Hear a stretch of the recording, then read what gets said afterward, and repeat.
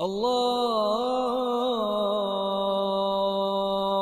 akbar, Allahu akbar. Аллах Тағала адамды жаратқан кезде Шамс сүресінде Алла Тағала айтады: "Аузу биллахи минаш шайтанир раджим. Ва нафсию ва ма сауаха." Табиғатын, жан дүниеміздің табиғатын түсіндіріп жатыр, болмысын.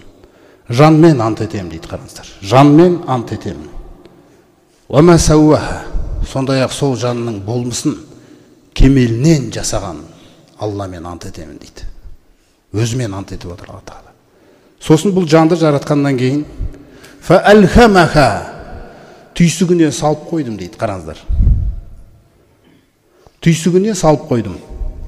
Әрбір жанның түйсігіне салдым дейді. Мына жақта екі ізденіс бар екен адамның бойында. Алла Тағала салып қойғанын түсіндіңіз бе? Екі ізденіс. Қандай екі ізденіс? Фа алхамаха фуджураха. Біреуі күнәқарлыққа қарай, көрдіңіз бе? Біреуі күнәға қарай, ва тақуаха, екіншісі тақуалыққа қарай дейді.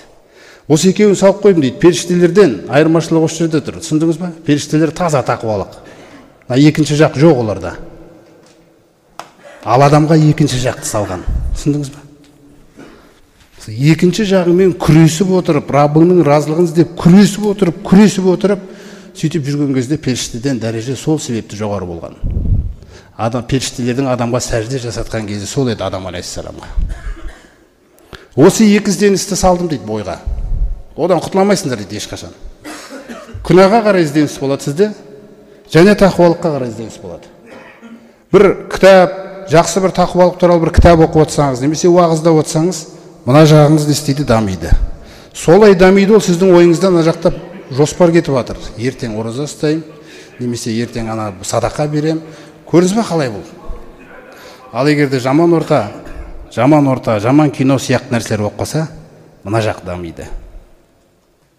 Осы еңбекті тапсырдым дейді саған Алла Тағала. Қараңыз. Не істейміз онда Раббымыз? Қода афлаха мән заккаха. Қысқа айтам дейді Алла Тағала.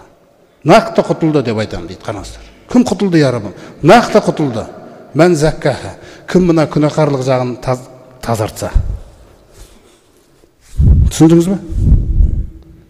Ва қода хоба мән дассаха.